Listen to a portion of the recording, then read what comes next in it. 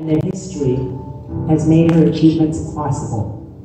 Those who work with her say she embodies peace, friendship, respect, and bravery as she charts a new path alongside the Indigenous people.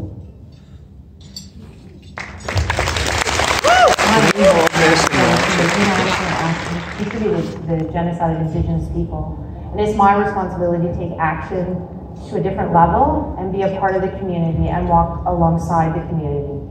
You know, I won't walk behind the community in shame because shame needs silence, and I will not be silent anymore. For me, you know, it's about the courage to do what is right in the face of opposition, in the face of stigma, and in the face of fear. And I will continue to do that.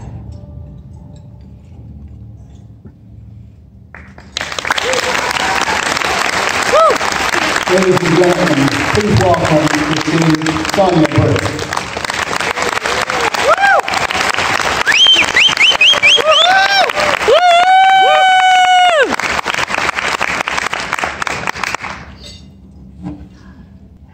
Okay, so it looks like a long speech, but it's not, because I had to double space and make a big font so I could see it.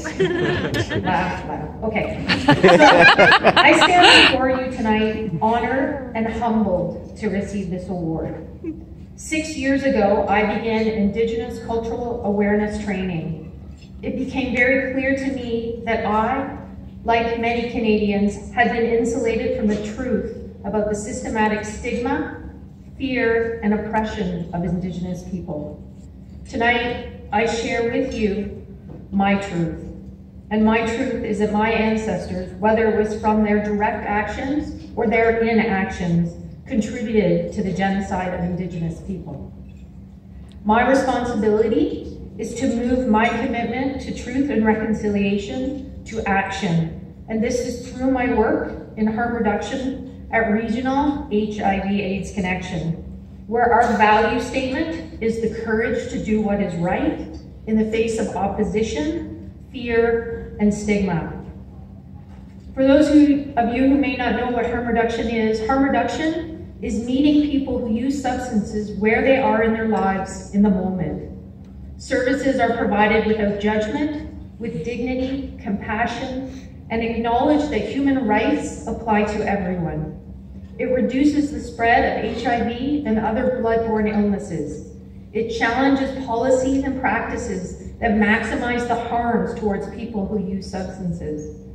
Keeping people alive is the most urgent priority.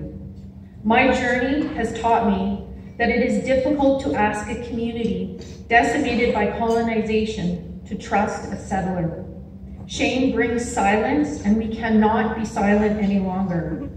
It is challenging to break through the thick and long entrenched stigma associated with harm reduction and addiction, and that fear and stigma are powerful tools. However, through this journey, I have learned what really takes courage is to be humble, to honor our mutual gifts, to have open and transparent communication, to be respectful to differences, to be willing to make and own your mistakes, and to have a genuine and honest willingness to learn.